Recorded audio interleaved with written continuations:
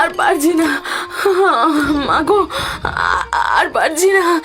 আর একটু সহ্য করো মালতী, এই তো প্রায় চলেই এসেছি। জঙ্গলটা পার হলেই দাইমার বাড়ি। এখনো অনেকটা পথ। আমি পারবো না সহ্য করতে। আমার খুব ব্যথা করছে। মা গো, এই গভীর রাতে এই জঙ্গলের মধ্যে কি যে করি, হে ভগবান তুমি পথ দেখাও। কি বিশুদা, গাড়ি থামালে কেন? এই সামনে একজন মহিলা দাঁড়িয়ে আছেন রে রমেশ, এই কি করি বলতো? এত রাতে এই গভীর জঙ্গলে মহিলা? মালতী তুমি তুমি তুমি একটু সহ্য করো, আমি একটু দেখে আসছি। হ্যাঁ, কি রে, পোয়াতি বউকে নিয়ে এত রাতে যে ধাইমার বাড়ি যাচ্ছিস, তা ওখানে পৌঁছানোর আগেই যে তোর বউ বাচ্চা দুটোই মারা যাবে। মানে আপনি জানলেন কি করে যে আমার বউ পোহাতি? আর এসব কি বলছেন আপনি? আমি সব জানি, তাই তো এসেছি। এখন সর দেখি, তোর বউকে এখনই প্রসব করাতে হবে। এই বলে সেই মহিলা গরুর গাড়িতে যন্ত্রণায় ছটফট করতে থাকা মালতীর কাছে চলে যায়। মালতীর পাশে বসে সেই মহিলাটি বিড় বিড় করে এক অদ্ভুত মন্ত্রোচ্চারণ করতে থাকে। হিং রিং টিং ফট কাল পিশাচ তুং ছট, হিং রিং টিং ফট কাল পিশাচ তুং ছট, হিং রিং টিং ফট কাল পিশাচ তুং ছট। আরে আপনি এসব কিসের মন্ত্র পড়ছেন? তোর সন্তানকে সুস্থ জীবন দানের জন্য বন্ধন তৈরি করছি। তুই যা সামনে থেকে, আমি বাচ্চা প্রসবের ব্যবস্থা করছি। রমেশ গরুর গাড়ির সামনে থেকে সরে দাঁড়ায়। এর কিছুক্ষণ পর হঠাৎ করে জঙ্গলের আশেপাশের শেয়ালগুলো একসাথে ডেকে ওঠে, আর সেই মহিলা রমেশকে ডাক দেয়। এদিকে আয় রে, ছেলে হয়েছে রে তোর, এনে ধর। আপনি আপনি ভগবানের দূত মা, আপনার জন্যই আজ আমার সন্তান আর স্ত্রী দুজনেই সুস্থ আছে। যা বাড়ি যা, আমিও যাই, অনেক কাজ পড়ে আছে। কিন্তু মা, আবার কি হলো? মানে এতটুকু বাচ্চা তো জন্মের পর কাঁদে জানি, কিন্তু আমার ছেলেকে তো একবারও কাঁদতে শুনলাম না। ও সুস্থ আছে তো? একদম সুস্থ আছে।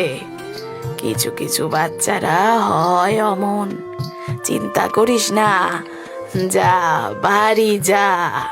এই বলে সেই মহিলা জঙ্গলের পথে অদৃশ্য হয়ে যায়।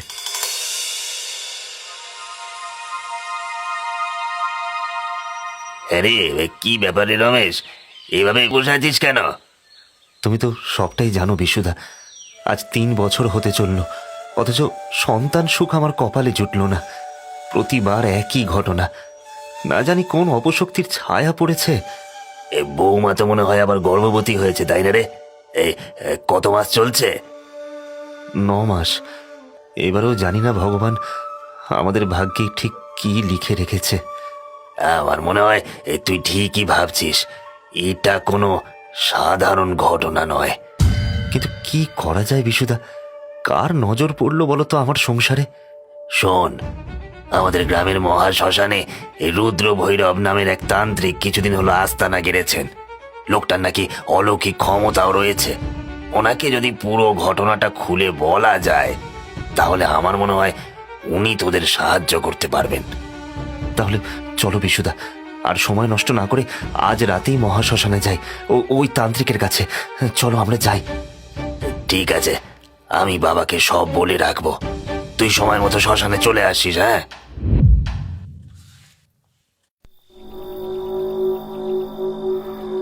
ওম হ্রিং কালী কালী মহাকালী চন্দ্রিকা চামুণ্ডে ঘোর রূপিণী ওম ওম ফট স্বাহা। বস এখানে, বল কি বলতে এসেছিস? আগে এই আমার বন্ধু, ওর নাম রমেশ, ওর কথাই আপনাকে বলেছিলাম। কি হয়েছে তোর স্ত্রীর? আগে গত 3 বছর ধরে আমার স্ত্রী পরপর 3বার সন্তান জন্ম দিলেও কোনোবারই সেই সন্তানকে আমরা বাঁচাতে পারিনি। আর প্রতিবারই একটা অদ্ভুত ঘটনা ঘটে। কিরকম অদ্ভুত ঘটনা? আগে আমার সন্তান জন্মের পর কখনো কাঁদে না, আর ওর জন্মের মুহূর্তে হঠাৎ করে জানি না কোথা থেকে অসংখ্য শেয়াল ডেকে ওঠে। শেয়াল? আচ্ছা, প্রথমবার যখন তোর সন্তান জন্ম নিল তখন কি বাড়িতেই জন্ম হয়েছিল? তো আগে আগে না। তবে রমেশ তখন রুদ্র ভৈরবকে 3 বছর আগে সেই রাতে এক মহিলার সাহায্যে জঙ্গলে তার প্রথম সন্তান প্রসবের ঘটনা বলে। মহিলা? আচ্ছা, তারপর তোর সন্তান মারা গেল কিভাবে? সেদিন বাড়ি আসার পর থেকে আমি আর মালতী দুজনেই লক্ষ্য করি যে আমাদের বাচ্চা কাঁদে না, বরং ওর গলা দিয়ে একটা অদ্ভুত আওয়াজ বের হয়। 2 দিন পর মালতী আতুর ঘরে আমাদের ছেলেকে নিয়ে একাই শুয়েছিল। আমি ছিলাম পাশের ঘরে। আতুর ঘরের জানালার বাইরে অঝোরে বৃষ্টি হয়ে চলেছিল। এক নাগাড়ে হয়ে চলা বৃষ্টির শব্দকে ছিন্ন করে মাঝে মাঝে বাজ পড়ছে দূর আকাশে। আতুর ঘরে কুপি জ্বলছে টিম টিম করে। হঠাৎই বাচ্চাটা অস্বাভাবিকভাবে নড়ে উঠল, চোখ মেলে তাকালো। সাধারণত সদ্যজাত শিশুরা ঘুম ভাঙলেই যেভাবে কেঁদে ওঠে, ও তেমন কিছুই করল না, বরং বিকৃতভাবে হাসল। তারপর মুখটা খুলে হাঁ করে ঘরের চালের দিকে তাকালো। সঙ্গে সঙ্গে ওর মুখ থেকে বেরিয়ে এলো একটা বিকৃত কণ্ঠ। শব্দটা কানে যেতেই মালতী চমকে উঠে বসল। তখনই বাইরে এক পাল শেয়াল দল বেঁধে ডেকে উঠল। আমাদের ছেলের মুখ তখন একদম স্বাভাবিক, ঘুমিয়ে আছে যেন। হঠাৎ ঘরের জানালায় চোখ পড়তেই মালতী দেখল সেটা হাট করে খোলা। এ বাবা, দেখেছো? জানালাটা খুলে গেল কি করে? না, যাই আগে জানালাটা বন্ধ করে আসি, নাহলে ছেলেটা ঠান্ডা লেগে যাবে। কুপির টিমটিমে আলোয় ছেলের ঘুমন্ত মুখটা দেখে ওর কাছে এসে ওর কপালে চুমু খেতে গিয়ে শিউরে উঠল সাবিত্রী। ছেলের শরীর বরফের মতো ঠান্ডা ও নিষ্পন্দ। সোনা, ওঠ বাবা, ওঠ। কে রে? কি হলো তোর? সাড়া দিচ্ছিস না কেন? হেই, কি হলো রে? সর্বনাশ! ওগো, শুনছো? তাড়াতাড়ি এসো, আমার কোলটা ফাঁকা হয়ে গেল গো, সব শেষ হয়ে গেল। মালতীর চিৎকার শুনে আমি দৌড়ে আতুর ঘরের কাছে আসি। দেখি ও আমাদের ছেলেকে কোলে নিয়ে অঝরে কাঁদছে। কি হয়েছে মালতী? এমন ভাবে কাঁদছো কেন? হ্যাঁ? সব শেষ হয়ে গেল গো, আমাদের ছেলে আর নেই। মা ষষ্ঠী আমার কোল খালি করে দিল, সব শেষ হয়ে গেল, সব শেষ হয়ে গেল। সেই রাতে বজ্রপাতের রণন আর মালতীর কান্না মিশে গিয়ে এক বিষাদের ঝড় বইয়ে দিল গোটা বাড়িতে।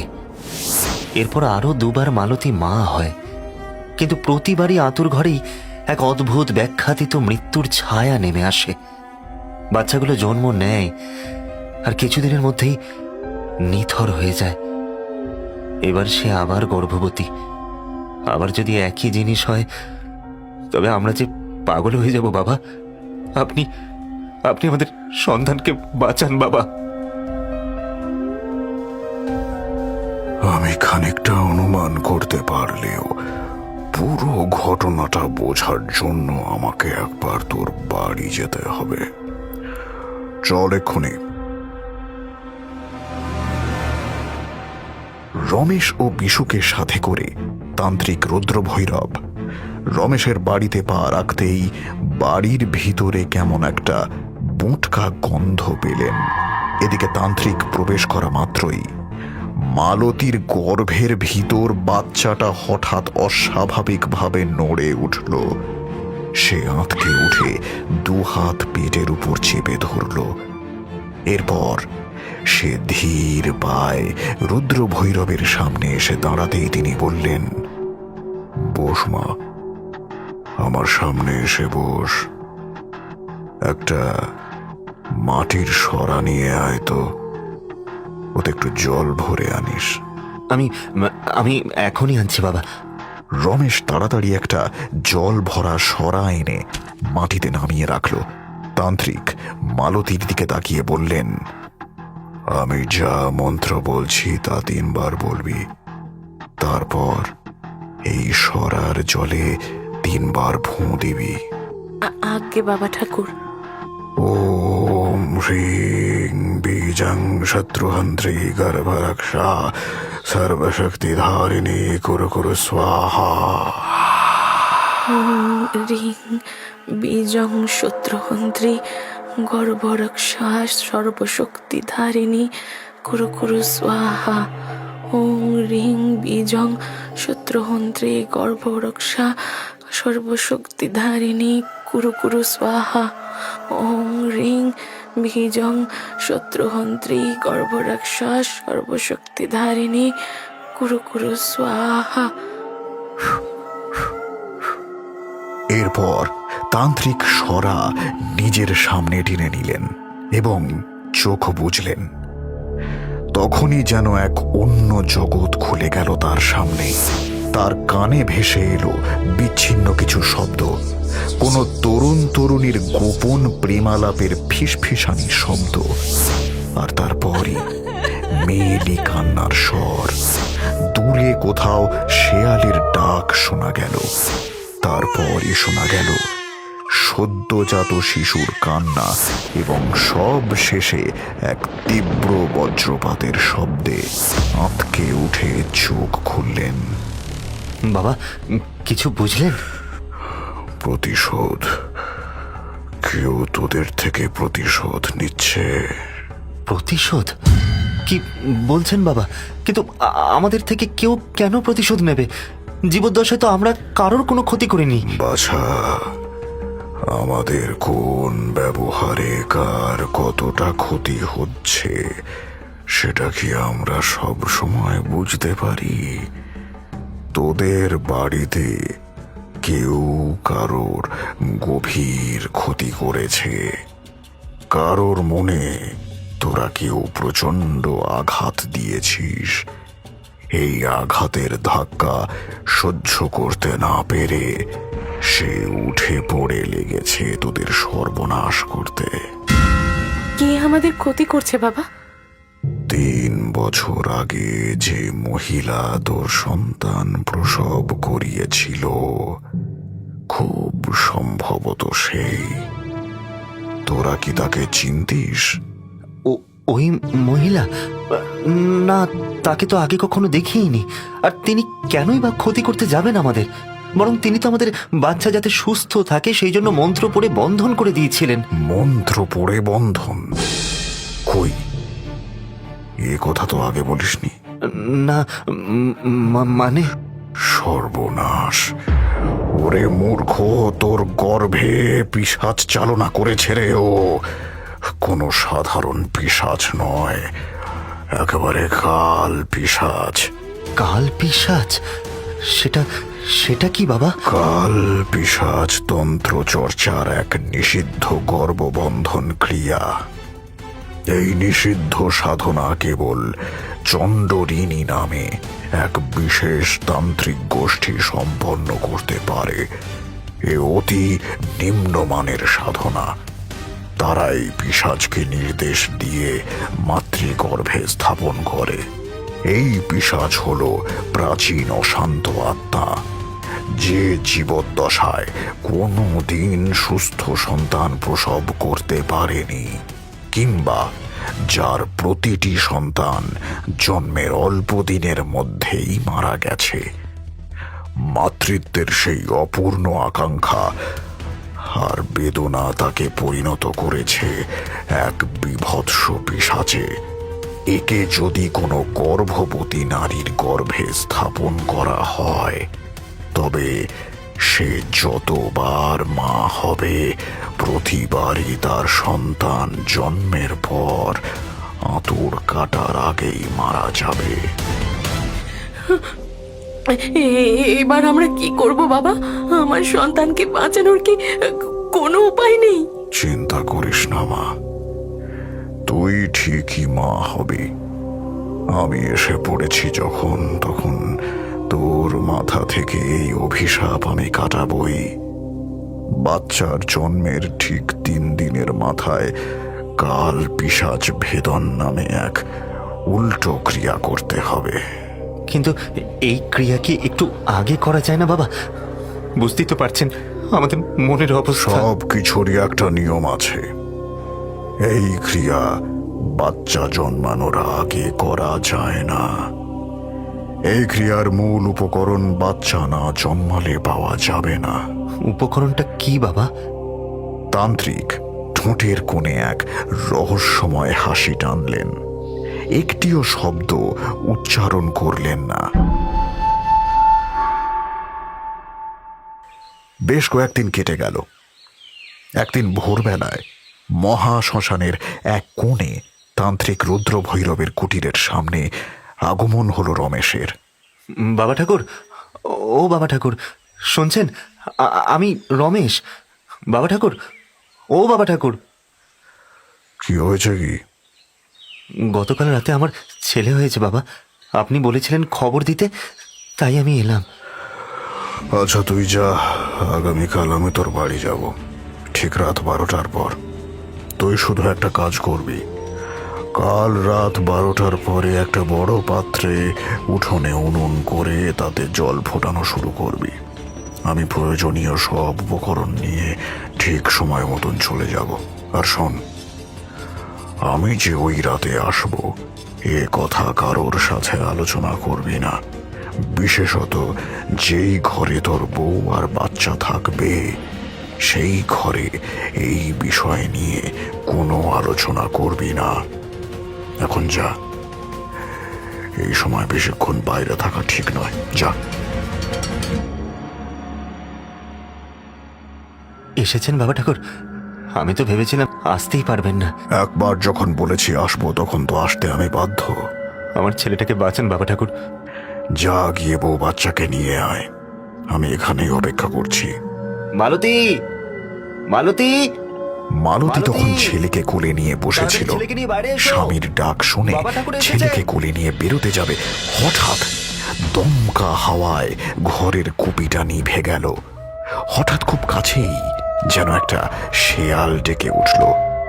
মালতী চমকে উঠল, যেন হঠাৎই শিশুটির ওজন বস্তা ভর্তি ইটের মতন ভারী হয়ে উঠেছে। মালতী স্বামীকে চিৎকার করে ডাকতে গেল, কিন্তু কণ্ঠনালীতে শব্দ থমকে গেল। কোমরের নিচ থেকে অবশ হয়ে পড়ল ওর, পায়ে অসহ্য যন্ত্রণা শুরু হলো, চোখের সামনে ঝাপসা হয়ে এলো। বৌমারা তো সময় লাগছে কেন রমেশ? সেই তো, দাঁড়ান আমি গিয়ে দেখি একবার। না, তুই একা যাস না, আমিও যাচ্ছি। ঠিক তখনই কি করবি এই বাচ্চাটাকে রেখে? এও তো মরবে। কেন বারবার এমন হবে? তার চেয়ে ভালো আজ তুই নিজে হাতে ওকে শেষ করে দে। গলাটা গলাটা গলাটা টিপে ধর না। দেখ, ছোট্ট গলাটা একবার টিপলেই সব শেষ হয়ে যাবে।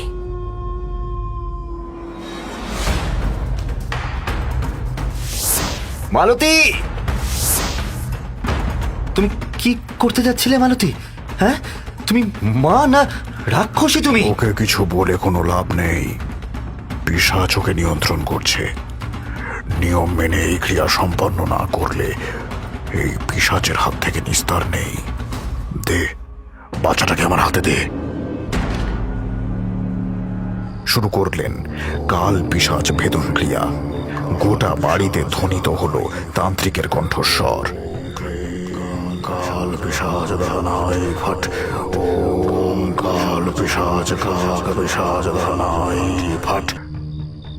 যে এই ছোট্ট শিশুর শরীরের ভিতরে বাসা বেঁধেছিস, আজই তোর শেষ দিন, আজই তোকে ধ্বংস করব আমি।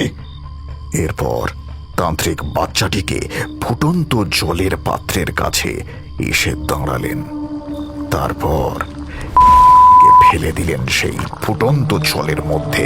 সঙ্গে সঙ্গেই শোনা গেল শেয়ালের ডাক। তান্ত্রিক তাড়াতাড়ি পাত্রের মুখ ঢাকলেন। তারপর চাপা কণ্ঠে বলে উঠলেন, ছিল আমার ক্রিয়ার বিশেষ উপকরণ। এ কি করলেন আপনি? হ্যাঁ, আমাদের বাচ্চাকে বাঁচাতে বলেছিলেন, আপনি তো ওকে। ও তোদের সন্তান ছিল না। মালতীর গর্ভ থেকে কোনোদিনই কোনো মানব শিশু জন্ম নেয়নি। প্রতিবার পিশাচ দখল করত ওর ভ্রূণ। এই দুষ্ট চক্র না ভাঙলে এটা চিরকাল চলত। আজ আমি ওকে ধ্বংস করলাম। এরপর থেকে মালতীর গর্ভ থেকে কেবল মানব সন্তানই জন্মাবে এবং তার দীর্ঘায়ু হবে। আয় আয়, ওই পিশাচের আসল রূপটা তোরা এবার দেখে যা।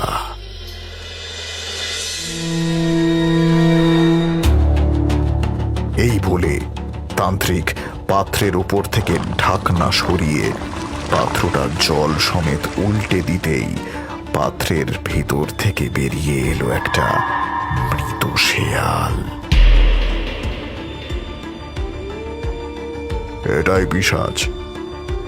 শেয়াল বলি দিয়ে এই রূপেই কাল পিশাচকে নারীর গর্ভে স্থাপন করা হয়। কিন্তু কে ছিল ওই মহিলা বাবা ঠাকুর? সে সে কেন এমন করলো আমাদের সঙ্গে? এই এই সেই মহিলা, একে তুমি কোথায় পেলে বিশুদা? তোর ছেলের জন্মের দিনই বাবা ঠাকুর আমাকে ডেকে বলেছিলেন যে তোর বাড়ির আশেপাশে নজর রাখতে। কাল পিশাচকে শক্তিশালী করে তুলতে ও তোর বাড়ির আশেপাশেই ঘুরঘুর করবে। সেই থেকে তককে তককে ছিলাম আমি। আজ ভোরবেলা তোদের বাড়ির পেছন থেকে বেরিয়ে আসছিল, ঠিক তখনই আমি ধরেছি ওকে। আমি শুধু প্রতিশোধ নিয়েছি, বেশ করেছি। এই কাজ করার জন্য আমার কোনো আক্ষেপ নেই। কিসের প্রতিশোধ নেওয়ার জন্য এই মেয়েটার এত বড় ক্ষতি করলে তুমি? সেই মহিলা তান্ত্রিক মালতীর দিকে তাকিয়ে বলল, কথা দিয়ে কথা না রাখলে প্রতিশোধ তো প্রত্যেকেই নেয়, তাই না? কি কি বলছো? কি করেছো তুমি? হ্যাঁ, ওর স্ত্রী কিছুই করেনি রমেশ, মিথ্যে প্রতিশ্রুতি দিয়েছিলিস তুই। আমি আমি কি করেছি? সাধনাকে মনে আছে? কি সাধনা? তোর বিয়ের খবর পেয়ে কষ্টে, যন্ত্রণায়, হতাশায় মেয়েটা গলায় দড়ি দিল। তুই সব জেনেও তখনও মুখ লুকিয়ে বসে থাকলি। আপনি আপনি সাধনার কে হন? সাধনা আমার একমাত্র ছোট বোন। যেদিন বোনের মৃত্যুর খবর শুনলাম তখনই শপথ নিয়েছিলাম যে রমেশকে আমি সুখে থাকতে দেব না। এই অন্যায় করে কি লাভ হলো? বোনকে কি ফেরত পেলে? প্রতিশোধের আগুনে ঝুলে তুমি কত নিরপরাধ শিশুর প্রাণ নিলে। হ্যাঁ, এতে কি তোমার বোনের আত্মা শান্তি পেল? আমি সাধনাকে ছাড়তে চাইনি, কিন্তু মা কিছুতেই তাকে মেনে নিল না। ওকে নিচু জাত বলে গালমন্দ করতো সবসময়। বাড়ির এই অশান্তি আমি সহ্য করতে পারতাম না। ওকে বিয়ে করলে নিজের গায়ে আগুন দেওয়ার হুমকি দিত মা। তাই বাধ্য হয়ে মায়ের পছন্দের মেয়েকেই বিয়ে করলাম। কিন্তু কিন্তু সাধনা যে এমন কিছু করবে সেটা আমি জীবনেও ভাবিনি। সেই দিন থেকে আমিও শান্তি পাইনি। রোজ গুমড়ে গুমড়ে মরি আমি। বলেছিলাম না, আমাদের আচরণ কাকে কেমন ভাবে কতটা আঘাত করে আমরা বুঝতে পারি না। তুই মাকে বাঁচাতে গিয়ে আর একজনকে মেরে ফেলেছিস। তোর আর এই সাধুর পাপে কোনো বিভেদ নেই। রমেশ গুমরে কেঁদে উঠল। ভালো থাকিস মা, তোর সন্তান হারানোর অভিশাপ চিরতরে কেটে গেছে। পারলে এই সাধুকেও ক্ষমা করে দিস, আর ও তোদের কোনো ক্ষতি করবে না। ওর যা রাগ ক্ষোভ দুঃখ ছিল তা ও উগরে দিয়েছে। ওর চোখের জলে সমস্ত পাপ ধুয়ে গেছে। মালতী চোখের জল মুছে মাথা উপর থেকে নিচে নাড়ালো, মৃদু হেসে তান্ত্রিককে বিদায় করল। আর সেই মহিলাও পাড়ি জমালেন অজানার উদ্দেশ্যে।